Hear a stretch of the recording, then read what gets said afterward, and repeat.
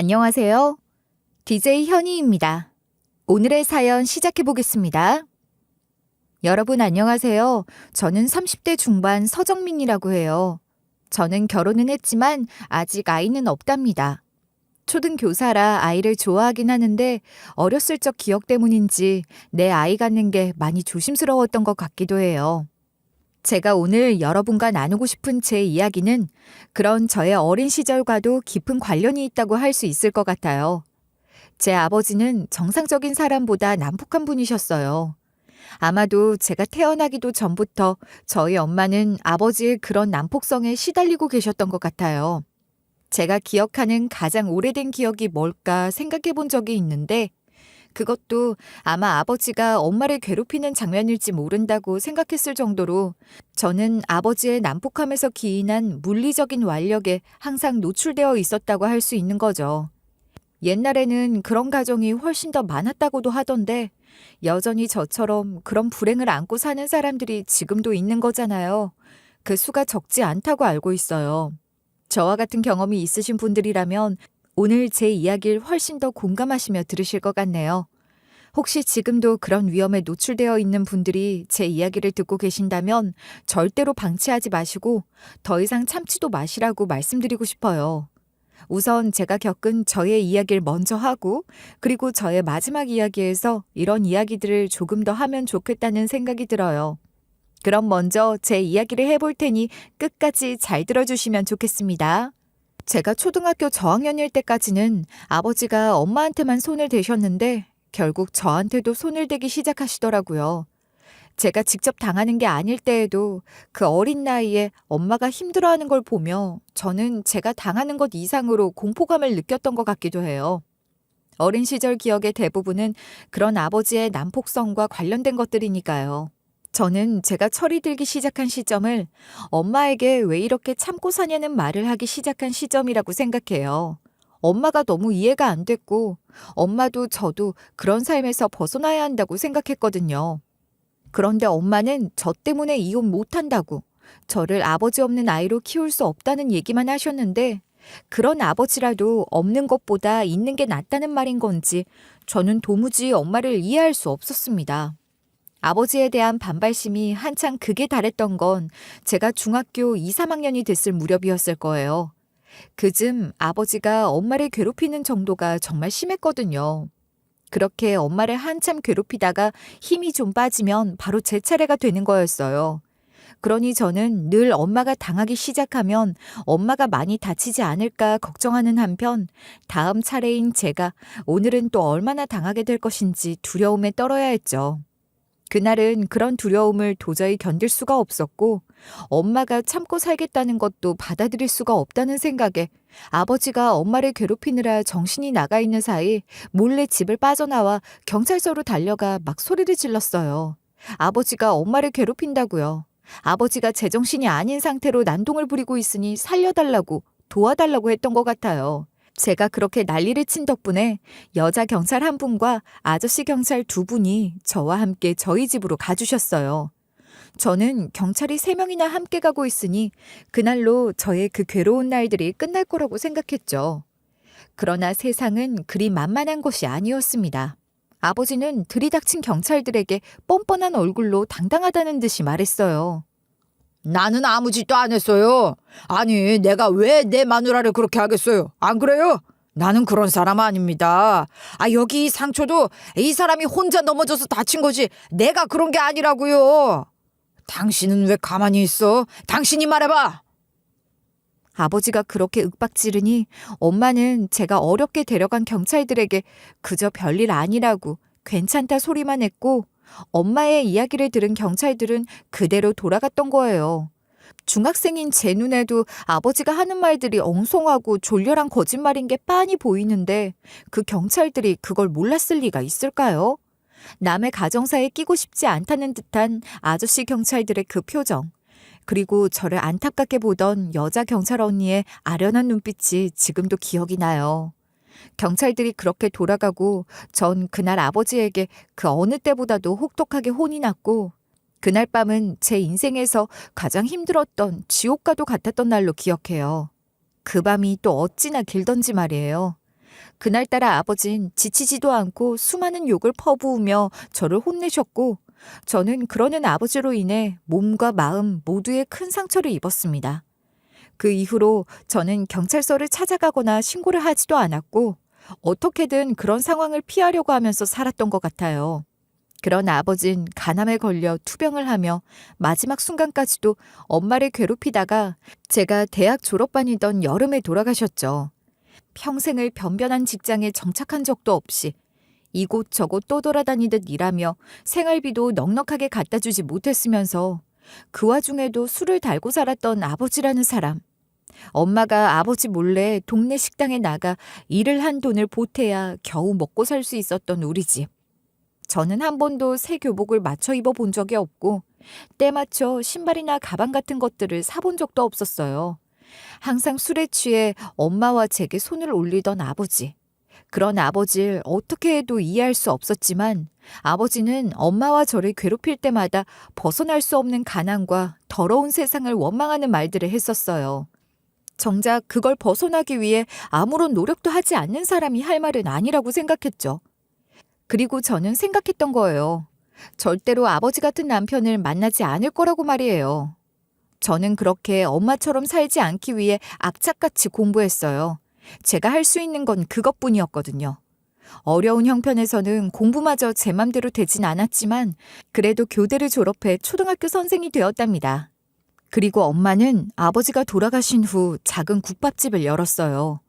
엄마와 저는 아버지가 돌아가신 후 살던 동네를 떠나 새 동네로 이사했는데 그러면서 엄마 국밥집 하나 열고 그 국밥집에서 가까운 곳에 집을 하나 얻었던 거예요. 그리고 그 동네에 정착해서 지금까지 10년 가까이 국밥집을 하고 있었습니다. 엄마 국밥집 근처에는 회사도 많지만 바로 옆에 경찰서가 하나 있어서 단골인 경찰들이 많았어요. 엄마는 유난히 경찰들에게 인심이 후해서 있는 대로 퍼주고 남는 건 다 싸주기까지 했는데 저는 그게 정말 싫었어요. 중학교 때 그 일을 겪었으니 제가 경찰에 대한 감정이 좋을 수가 없었고 그래서 더 그랬던 것 같아요. 엄마는 경찰이 못 믿을 사람들이라는 걸 잘 알면서 그렇게 퍼주고 싶어? 뭐가 좋다고 그렇게 잘해주는 거야. 난 엄마가 안 그랬으면 좋겠어. 정민아, 그러지 마. 그런 생각하면 너만 힘든 거야.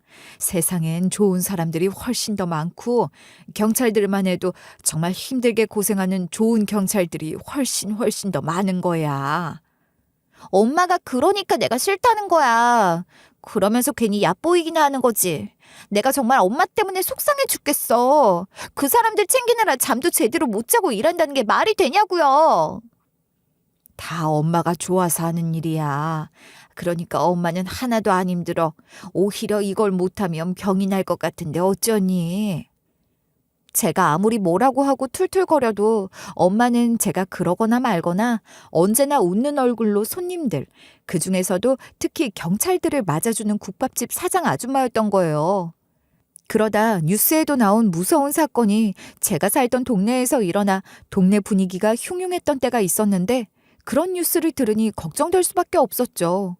그래서 엄마한테도 당분간만이라도 식당 문을 좀 일찍 닫는 게 좋겠다고 늦게까지 가게에 있거나 돌아다니거나 하지 않는 게 좋겠다고 했는데 엄마는 그럴 수 없다며 굳이 늦은 시간까지 장사를 하시더라고요.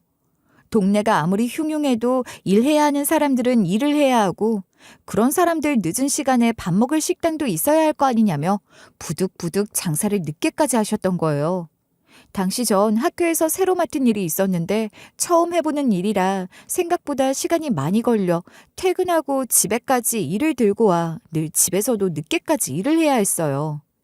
그러니 엄마 모시러 갈 형편도 안 됐고 또 엄마가 가게 문 닫는 시간이 일정치가 않으니 가게 정리하며 엄마가 전화를 해야 제가 그 시간에 맞춰 엄마 모시러 갈 수 있는 거지 그러지 않은 이상 쉽지 않은 일이기도 했어요. 그런데 엄마가 저한테 엄마 데리러 오라는 전화를 할 사람도 아니셨으니 저는 늘 엄마 귀가 시간이 늦어지면 신경이 바짝 쓰이곤 했어요. 하루는 엄마가 너무 늦는다 싶어서 제가 엄마 식당으로 가려고 채비하고 나서는데 어떤 덩치 좋은 경찰 제복 입은 젊은 남자가 엄마를 집까지 모셔다 주고 있더라고요. 당연히 고맙다고 인사했고 엄마 식당 단골인가 보다 하고 말았어요. 그런데 그러고도 몇 번이나 더 엄마를 집까지 데려다 주고 가고 그러기에 대체 어떤 사람인지 궁금해진 거예요. 몇 번 마주쳤던 바에 의하면 일단 체격은 좋고 인물도 훤칠한 편이었고 제가 고맙다는 인사를 할 때 인사를 받는 태도나 엄마한테 하는 걸 보면 성격도 시원시원하고 좋은 것 같았죠. 일단 거기까지는 합격이다 싶었고 엄마한테 그 사람에 대해 슬쩍 또 물어보니 엄마가 그러시는 거예요. 젊은 사람이 요즘 젊은 사람 같지 않게 참 괜찮더라. 우리 식당에 오는 단골 경찰들도 다 그 청년 칭찬을 그렇게 하는 거야. 그뿐인 줄 아니? 우리 상가분들한테도 평판이 다 그렇게 좋더라고. 참 볼수록 괜찮은 것 같아. 엄마한테 그런 이야기를 들으니 또 사람이 달라 보이기도 하고 그러더라고요. 그렇게 몇 번 더 마주치다가 제가 먼저 적극적으로 대쉬해서 사귀기 시작했고 2년 연애하고 결혼했어요. 엄마는 제가 남편과 사귈 때부터 너무 좋아하셨죠. 보기만 해도 든든한 경찰이라며 얼마나 좋아하셨는지 몰라요. 엄마는 제가 연애할 때부터 자취하는 남편 반찬도 다 해다 줄 정도로 남편한테 잘해주셨고 남편도 그런 엄마에게 늘 감사하며 연애 시작할 때부터 장모님이라 부르며 어떨 때 보면 저보다 저희 엄마랑 더 친밀해 보이기도 할 정도였어요. 전 그게 참 좋았답니다. 평생 아버지 때문에 고생만 한 저희 엄마였으니 이제라도 듬직한 사위 효도받으며 오래오래 많이 누리시길 바라는 마음이었던 것 같아요. 그런데 슬프게도 그렇게 좋은 시절이 그리 오래 가진 않았습니다. 제가 결혼하고 얼마 안 있다가 엄마가 뺑소니 교통사고로 돌아가시게 됐거든요. 처음 병원에서 온 전화를 받고서는 믿을 수가 없었어요. 그렇게 허망할 수가 없었죠. 엄마가 돌아가셨다는 것도 믿어지지 않는데 뺑소니라니. 그렇게 억울하게 돌아가셨다고 하니 더 받아들일 수가 없었던 거예요. 저희 엄마가 얼마나 고생하며 산 사람인데 마지막 순간까지 어쩜 이럴 수가 있나 싶었어요. 왜 이런 일이 엄마한테 일어났는지 인정할 수가 없었어요. 엄마의 죽음도 억울한 사고도 제게는 모두 지옥 같은 일이었습니다. 엄마는 보통 국밥집에서 쓰는 식재료들을 배달로 받고 있었는데 아침 장사하려니 대파가 똑 떨어졌다고 하시며 아침 일찍 시장 문 열 즈음 맞춰 가신다고 하셨어요. 그 전날 저녁에 제가 엄마랑 통화를 했었거든요. 그래서 제가 재료 없으면 하루쯤 장사 쉬시라고 이 겨울에 무슨 새벽같이 시장에 가시냐 소리도 했었어요. 그때 그런 소리를 할 게 아니라 그때라도 제가 어디 가서 대파를 사다 드렸다면 엄마가 지금도 제 곁에 계실까요? 그 순간에 대한 후회를 수백 번, 수천 번은 한 것 같아요. 그러나 이미 사고는 일어나 버렸고 엄마도 더 이상 제 곁에 계시지 않게 되어버린 거예요. 이제는 엄마를 그렇게 만든 뺑소니범을 잡는 일만이 남아 있었던 거죠. 한겨울이라 7시도 안 된 시간은 아직 푸르스름 날이 밝아오기도 전인 시간이었고 하필이면 큰 도로가 아닌 뒷골목 샛길에서 사고를 당하는 바람에 뺑소니범 잡는 것이 쉽지 않았어요. 그래도 경찰인 제 남편이 자기가 무슨 일이 있어도 그놈 잡을 거라며 정말 노력을 많이 했어요. 뺑소니범은 쉽게 잡히진 않았지만 그렇게 애쓰는 남편을 보는 것만으로도 위로가 됐고 의지가 됐던 것 같아요. 남편 덕분에 저는 엄마를 잃은 슬픔에서도 차츰 회복하고 있었어요. 엄마가 하던 국밥집은 주방에서 일하시던 아주머니가 인수하고 싶다고 하셔서 넘겼고 엄마와 제가 10년 넘게 살았던 엄마 집은 엄마 유품 정리를 끝내고 처분했어요. 그런데 남편이 국밥집 인수하며 받은 돈이나 엄마 집 판 돈에 관심을 가지고 자꾸 물어보는 게 조금씩 불편해지기 시작하더라고요. 남편이 또 그 돈에 대해서 언급을 하길래 그땐 저도 조금 감정적이 되어서 남편한테 날이선 말을 했던 것 같아요. 우리 엄마 유산에 왜 그렇게 관심이 많아? 돈에 그렇게 관심 있는 사람인 줄 몰랐네. 그런 사람이었으면 돈 많은 처가 골라 결혼했어야지. 왜 나 같은 사람이랑 결혼을 했어? 물론 저도 남편이 마음에 들지 않아 일부러 더 비꼬아 말한 것이긴 했지만 남편이 갑자기 불같이 화를 내며 소리를 지르더라고요. 지금 그게 무슨 뜻이야? 사람 진심을 그렇게 왜곡하고 매도할 수 있는 거야? 내가 장모님을 얼마나 좋아했는데 그래서 뺑소니범 잡느라 밤낮으로 뛰어다니고 있는데 어떻게 그렇게 말할 수가 있어? 남편은 그렇게 말을 하며 자기 화를 이기지 못하겠는지 식탁을 쿵 내려치기도 했어요. 별거 아니라고 할 수도 있겠지만 남편의 그런 난폭한 모습을 처음 보는 것이라 저는 솔직히 좀 많이 놀랐어요. 남편은 그렇게 제게 그런 모습을 한번 보이고 나더니 이후로 점점 그런 모습을 강하게 드러내기 시작했죠. 한 번은 침대 옆에 놓여있던 작은 무드등을 화장대 거울에 집어던져 거울과 무드등이 박살이 난 적도 있어요. 저는 너무 놀랐고 그런 남편에게서 어릴 적 제 아버지의 모습이 보이는 것 같아 트라우마가 되살아나는 것 같기도 했습니다. 알고 보니 남편은 내재된 난폭성이 엄청난 사람이었어요. 그걸 숨기고 사람들 앞에서는 세상 누구보다 친절한 경찰이자 애처가 남편으로 보이려 했으니 그 반대작용으로 속으로는 계속해서 그 난폭성을 키우고 있었던 것 같더라고요. 그걸 제게 들키듯 내보인 이후로는 제 앞에서만큼은 더 이상 굳이 본인의 그런 난폭성을 숨기려 하지 않고 대놓고 드러내기 시작한 거였죠. 그렇다고 해서 항상 그런 모습이었던 건 아니고 한 번씩 그런 모습을 보였던 건데 그러다가도 언제 그랬냐는 듯이 다른 사람이 되어 더할 나위 없이 다정하게 굴기도 했어요. 그런 모습이 오히려 더 무섭기도 했던 것 같아요. 들으시면서 제가 잘 이해되지 않으신다고 하실지도 모르겠어요. 심지어 제가 이야기를 시작할 때 제가 어린 시절 겪었던 아버지의 난폭함에 대해 이야기하며 저와 비슷한 일을 겪고 계시는 분들께 더 이상 참지 마시라는 말씀까지 드렸으니 더 그러실 것 같기도 해요. 저도 정말 생각이 복잡했던 것 같아요. 남편에 대한 희망이나 애틋한 감정 같은 게 남아서 그랬다기보단 엄마 뺑소니범 잡는 것에만큼은 진심이고 열심인 남편을 믿었기 때문인 것 같아요. 그건 정말 거짓말은 아닌 것 같았거든요.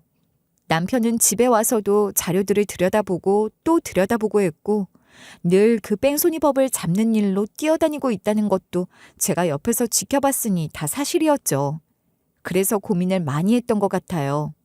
그리고 남편이 엄마에게 참 잘했던 것도 사실이니까요. 제가 남편을 처음 눈여겨보게 됐던 것도 동네 흉흉하던 그때 남편이 엄마를 밤길에 가시게 할 수 없어 집까지 모시고 오곤 했었고 연애할 때나 결혼 후에도 저보다 더 살뜰히 엄마를 챙겼던 것도 사실이었으니 엄마 뺑소니 범을 잡을 때까지만이라도 참아보자 하며 살았던 것 같아요. 엄마가 왜 아버지한테 그런 대우를 받으면서도 참고 살았는지 이해할 수 없었던 저였는데 이제 제가 그 상황이 되어 고민을 하고 있었던 셈인 거죠. 그때까지만 해도 남편이 제게 직접적으로 손을 댄다거나 그런 건 아니고 무서운 분위기를 조성하며 손을 드는 신용을 하거나 고함을 치고 눈을 희번득이는 수준 정도였으니 그렇게 참을 수 있었던 거기도 했던 것 같아요. 그런데 시간이 더 흐르면서 남편의 난폭성은 걷잡을 수 없이 커지더라고요. 남편의 난폭함은 제가 어린 시절 아버지한테 당했던 것들이나 엄마가 아버지한테 당하는 걸 봤던 것과는 차원이 다른 것이었습니다. 그 옛날 아버지는 자기 화를 주체하지 못하고 닥치는 대로 집어던지고 두들기는 수준이었다면 남편은 훨씬 악랄하고 지능적이었어요. 작정하고 제게 물리적 힘을 쓰기 시작하면서부터는 일부러 남들 눈에 띄지 않는 곳들을 골라서 공격했고 욕이나 험한 말 또한 심각한 수준이었으니 저는 더 이상 참지 못하고 소리를 지르며 남편에게 선언을 하듯 말했어요. 그만해. 나 이제 정말 더 이상은 안 참아. 당신 나한테 이런 식으로 하는 거 내가 경찰에 신고하고 이혼도 할 거야. 알았어? 그래, 어디 할 수 있으면 해봐. 내가 경찰인데 경찰들이 누구 말을 믿겠어? 너 그렇게 순진한 애는 아니지? 적어도 애들 가르치는 선생식이나 돼서 그 정도 머리는 돌아가야지 않겠어? 저는 살아야겠다는 각오로 악을 썼던 것인데 남편은 그런 저를 비웃으며 그런 말을 했던 거예요. 그 표정은 정말이지 악마 같았습니다. 그런 남편을 보니 더 분하고 억울한데 그러면서도 중학교 시절 겪었던 일이 다시 떠오르는 건 어쩔 수가 없더라고요. 그 일은 오랫동안 제게 경찰에 대한 불신을 갖게 했던 일이었잖아요. 남편과 결혼하며 그 일도 잊어가고 있다고 생각했는데 아이러니하게도 그런 남편으로 인해 또 한 번 그 일을 떠올리며 경찰에 대한 불신의 감정이 생겼던 거예요. 남편은 제게 그렇게 악랄하게 대하면서도 여전히 엄마를 그렇게 만든 뺑소니범을 잡겠다고 밤낮 없이 돌아다녔고 그 일로 인한 스트레스도 적지 않은 것 같긴 했어요. 그런 모습들을 보며 저는 또 한 번 참았던 것 같아요. 경찰에 신고를 해봤자 소용이 없을 거라는 남편의 그 말에 적잖이 기가 꺾였던 것도 사실이고 여러 가지 복합적인 상황이었다고 할 수 있을 겁니다. 제가 그렇게 참고 있는 동안에도 남편의 악랄한 모습은 시간이 지날수록 나아지기는커녕 그 방법까지 확장시켜가며 지독해져만 갔어요. 물건을 집어던지기나 하다가 제 뺨 같은 데 손을 올리기 시작했고 그러다 점점 더 여러분이 상상하는 그 이상의 모습으로 변해갔던 거죠. 지옥이 있다면 여기가 지옥이구나 싶을 정도로 말이에요.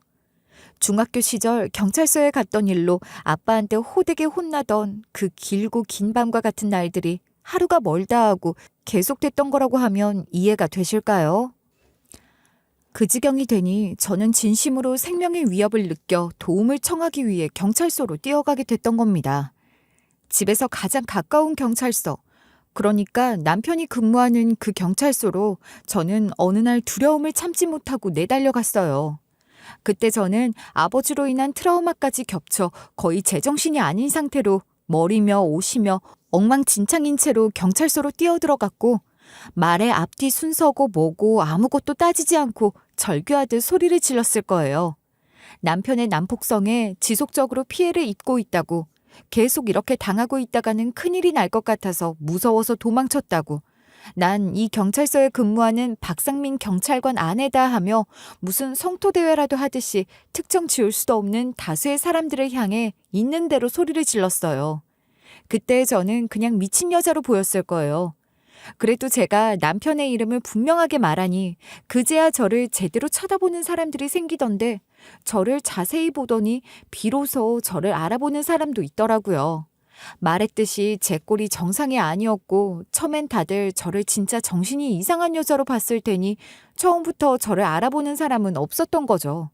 아마 제가 남편의 이름을 말하지 않았더라면 끝까지 아무도 저를 알아보지 못했을지도 몰라요. 저조차도 그때 제가 어떤 상태였는지 명확하게 설명할 수 없으니 그 누구도 저를 알아보지 못해 이상할 게 없었고 세상 사람들이 모두 저를 미친 여자로 생각한다고 하더라도 할 말이 없는 거라고 해야 할 거예요. 저를 알아보는 사람들 중 남편보다 직급이 낮은 경찰들이 제게 먼저 다가와 저를 형수님이라 부르더니 이게 대체 어떻게 된 거냐며 저를 챙겨 자리에 앉히고 물도 한 잔 가져다 주기도 했지만 다들 고개를 절레절레 흔들며 제 남편이 그럴 리가 없다고 제가 한 말들을 믿지 못하는 눈치였어요. 나이 좀 지긋하신 분들은 대놓고 저 들으라는 듯이 그러시는 거예요. 그 녀석이 그럴 녀석이 아니지. 그렇게 순하고 여려서 경찰은 어떻게 하고 있나 싶을 때가 한두 번이 아닌데 뭐. 웬만해야 듣는 척이라도 할 거 아니야. 난데없이 뛰어들어와서 이게 다 무슨 소리야? 그러니까 말이야. 어디가 좀 아픈 모양이니 잘 달래서 집으로 보내라고 해야겠어. 아니면 차라리 박순경한테 연락을 하는 게 좋지 않겠어? 그러면서 저를 거짓말쟁이 혹은 미치광이로 몰아가더라고요. 그 꼴을 보니 저는 더 눈 뒤집혀서 벌떡 일어나서 또 소리를 질러대기 시작한 겁니다. 내가 이럴 줄 알았지.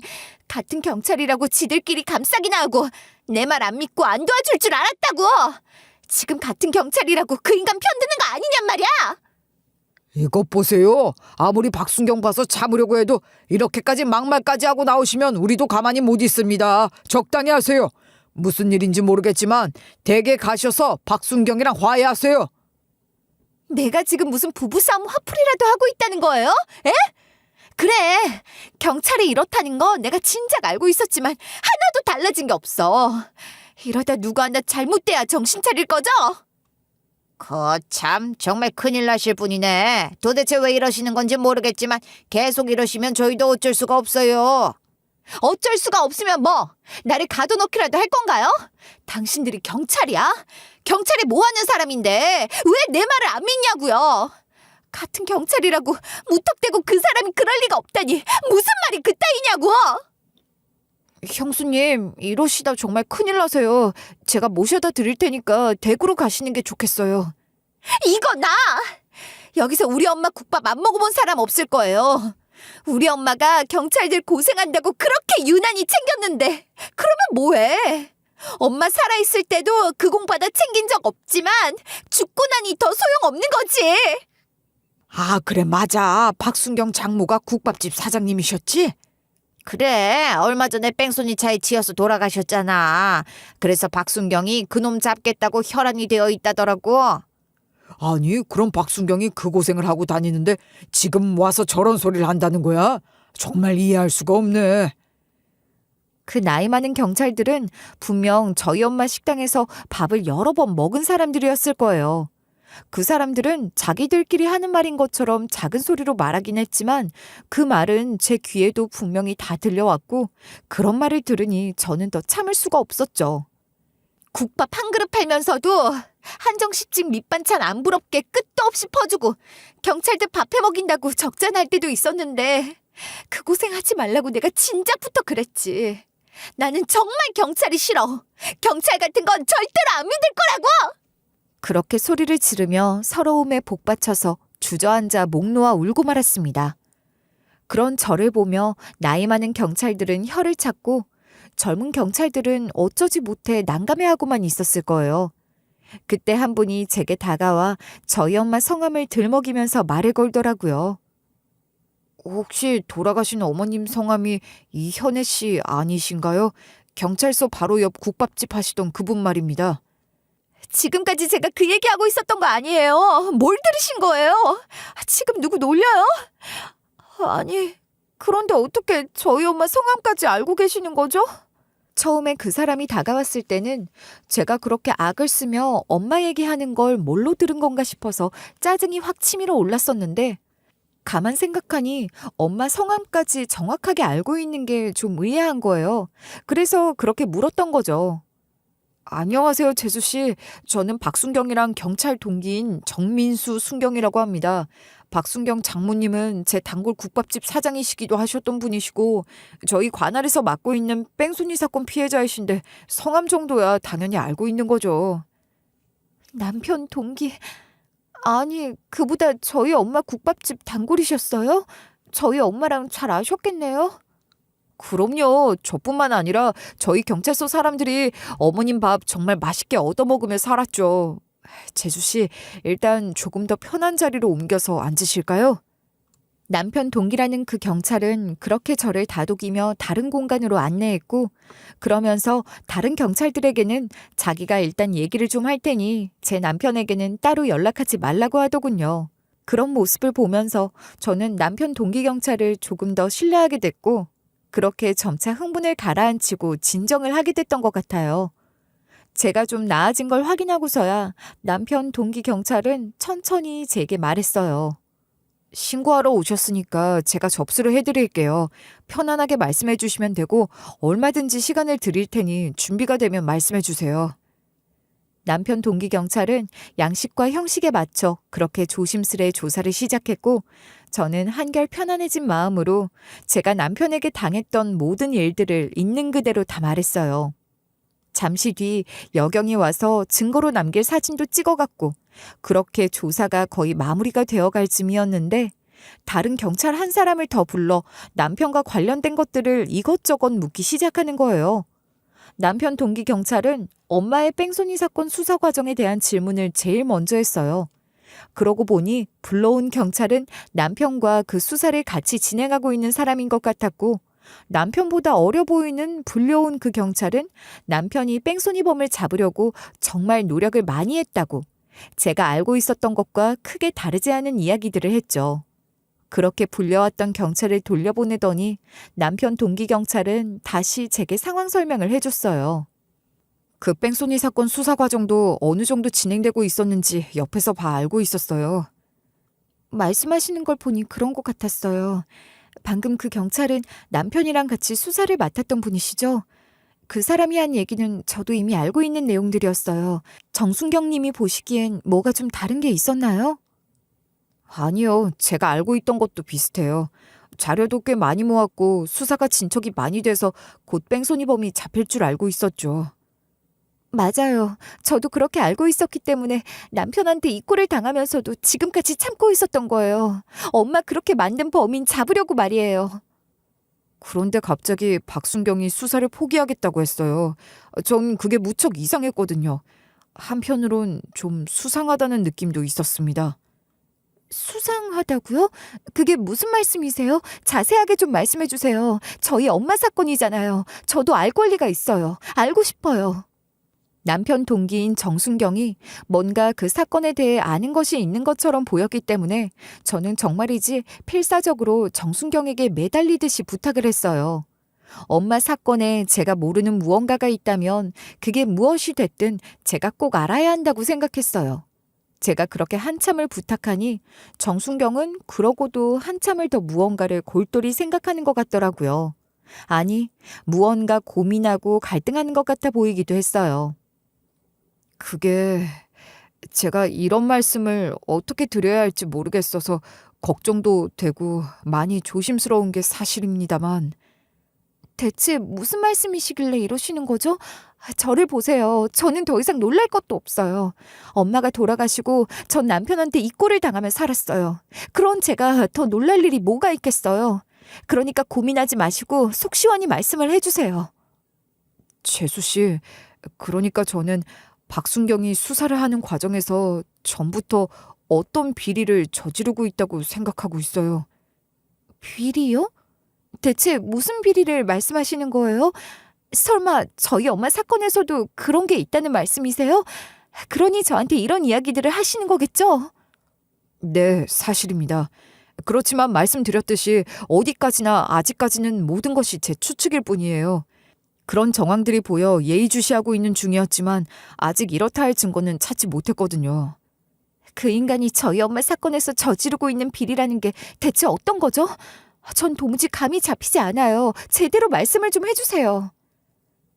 남편 동기 경찰이 말하는 비리라는 것이 엄마 사건과 도대체 어떤 식으로 연결이 되어 있다는 것인지 저는 아무 생각도 나지 않았어요. 그저 답답하기만 했죠. 그래서 남편 동기 경찰에게 무슨 말이라도 더 듣고 싶었고 조르듯이 이야기를 해달라고 했습니다. 그랬더니 남편 동기 경찰은 그제야 제게 정말로 하고 싶었던 말을 하더라고요. 남편 동기 경찰이 제게 하고 싶었던 말은 이거였어요.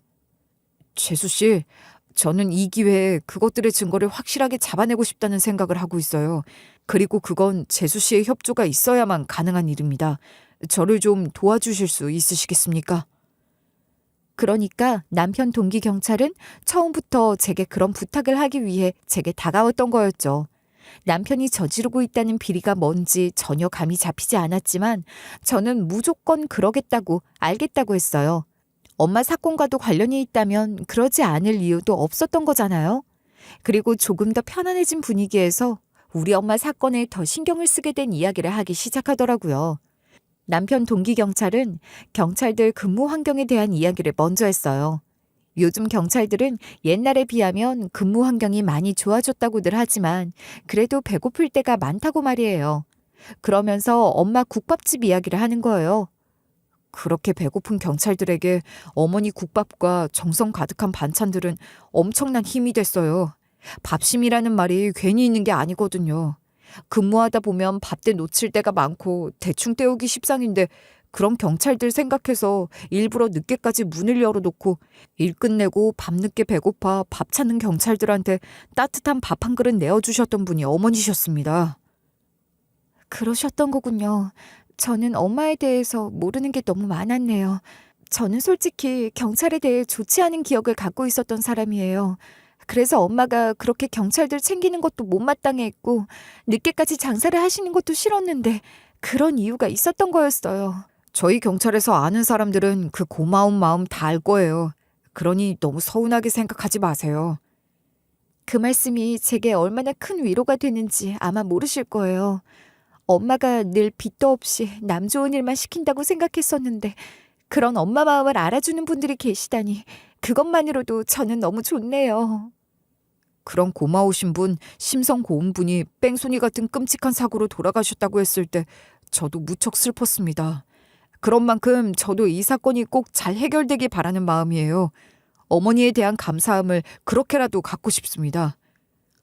남편 동기 경찰이 그렇게 말을 하니 제 마음은 그 어느 때보다 큰 위로를 받았고 또 그와 동시에 엄마 생각이 너무 많이 나서 그 어느 때보다 더 슬퍼지기도 했던 것 같아요. 그러나 그런 감상에 젖는 것들은 조금 뒤로 미뤄두고 저와 남편 동기 경찰은 해야 할 일들을 하기 시작했습니다. 제가 한 진술들과 증거들로 남편에겐 체포영장이 발부됐어요. 저를 도와준 남편 동기 경찰은 그 영장을 들고 저와 함께 저희 집으로 가 남편을 체포했고 기타 증거가 될 수 있는 것들에 대한 조사를 진행한다는 명목으로 남편 휴대폰도 압수했어요. 남편은 그렇게 경찰차에 태워져 경찰서로 끌려갔고 저와 남편 동기 경찰은 그때부터 저희 집에 있는 남편의 물건들을 뒤지기 시작했죠. 얼마나 그러고 있었을까요? 남편이 뺑소니범을 잡기 위해 모아둔 자료들 속에서 남편 동기 경찰이 말했던 증거가 발견이 된 겁니다. 자료를 찾기 시작하면서 남편 동기 경찰이 말하길 만약 남편이 정말로 뭔가를 약속하고 뒷돈을 받았다면 후일에 대비해서 관련 자료를 반드시 보관해뒀을 거라고 했는데 역시나 그 자료들 사이에 돈을 받은 정황에 대한 증거가 남아있었던 거예요. 남편이 일부러 남겨둔 거였죠. 전 처음엔 남편 동기 경찰을 도와주기는 하지만 그 사람이 하는 말에 반신반의하고 있었던 게 사실인데 진짜로 그런 증거가 나올 줄은 꿈에도 몰랐고 증거가 나왔다는 말을 듣고 놀라 자빠지는 줄 알았어요.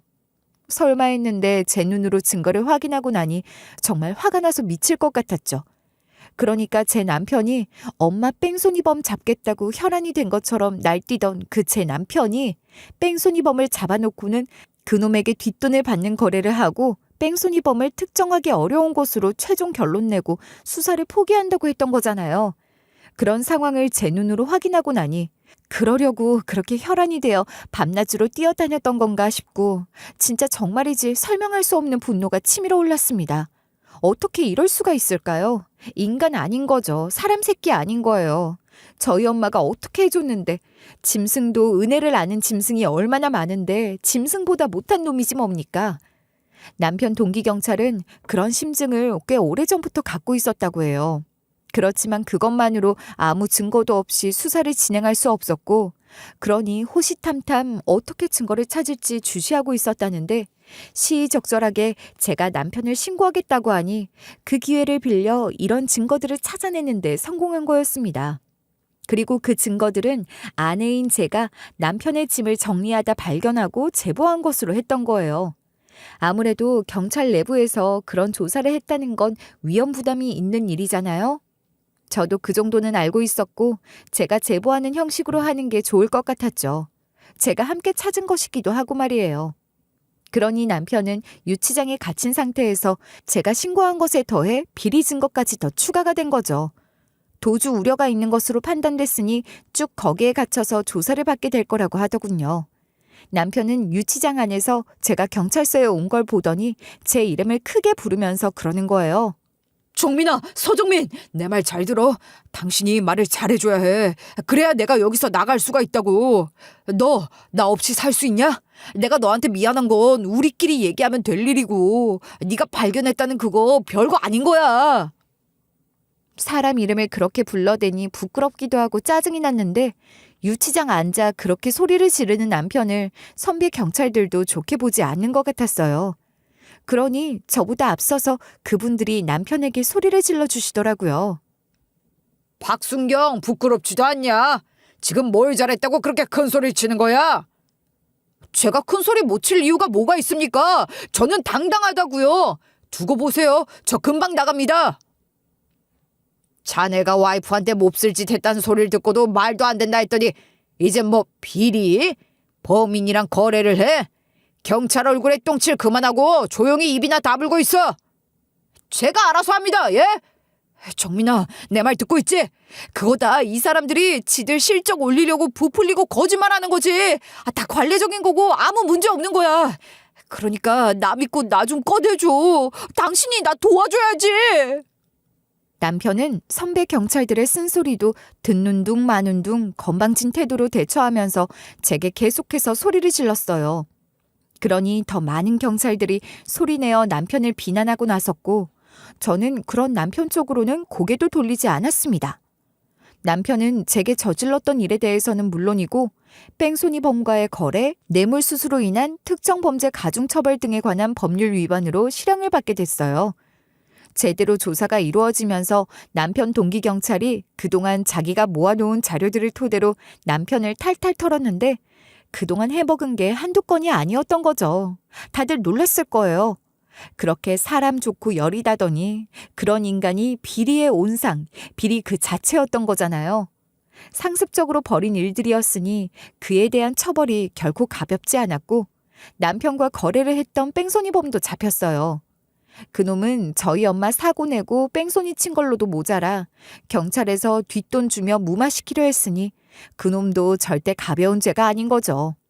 남편과 그놈 둘 다 감옥에 들어갔으니 거기서도 침묵질 하려나 모르겠네요. 저는 이어 남편과의 이혼 소송도 진행했어요. 저를 괴롭히고 저희 엄마의 목숨을 갖고 거래까지 한 남편과 계속 살라는 판결이 나올 수가 없는 것 아니겠어요?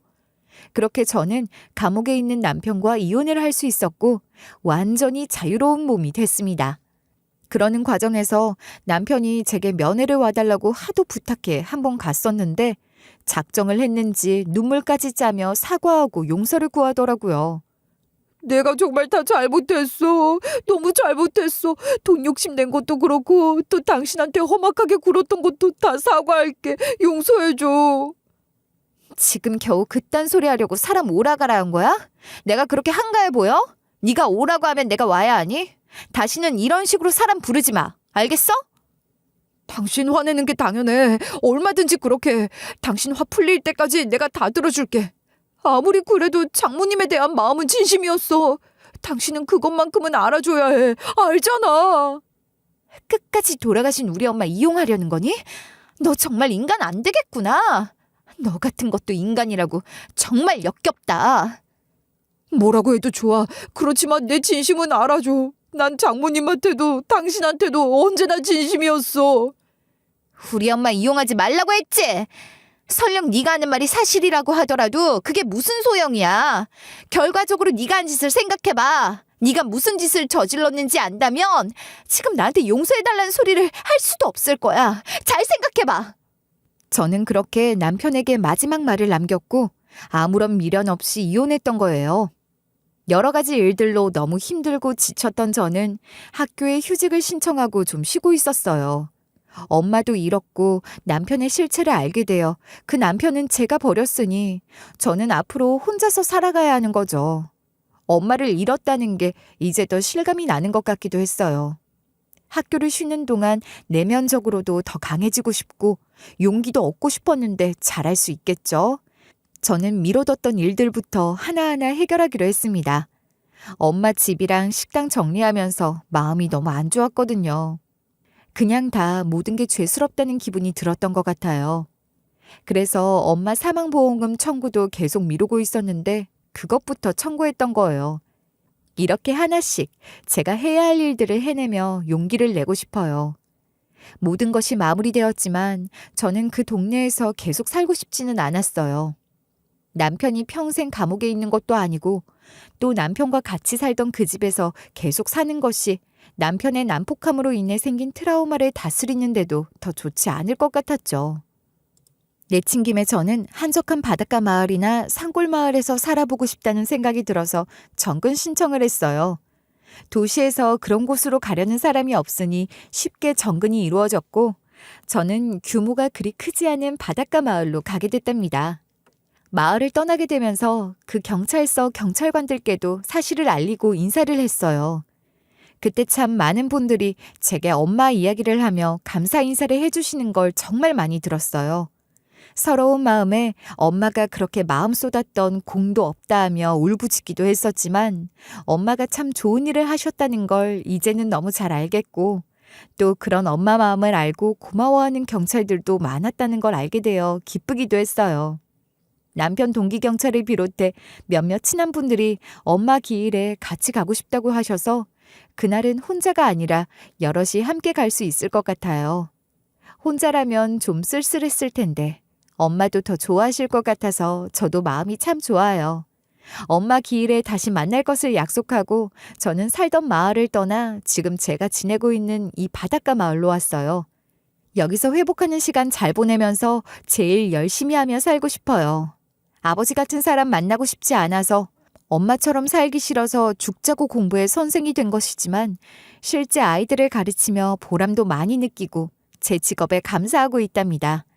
이제는 제 자신을 위해 제 일을 열심히 하고 싶어요. 언젠가는 저의 모든 트라우마를 떨쳐버리고 제 자식도 낳아 기를 수 있게 되길 바라는 막연한 바람을 가지고 말입니다. 여러분, 제가 하려던 이야기는 이렇게 끝나게 되는데요.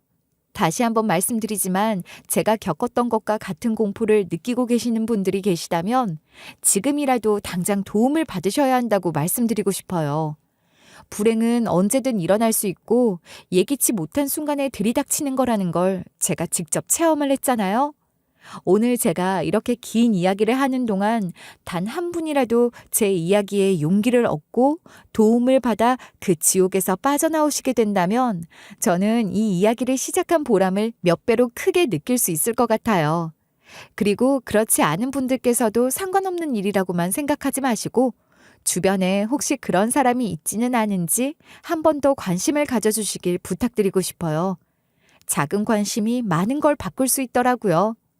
오늘 제 이야기를 끝까지 들어주셔서 너무 감사드리고요. 오늘도 내일도 감사할 일들이 가득한 하루하루를 보내시길 바랄게요. 물론 저도 그렇게 살고 싶답니다.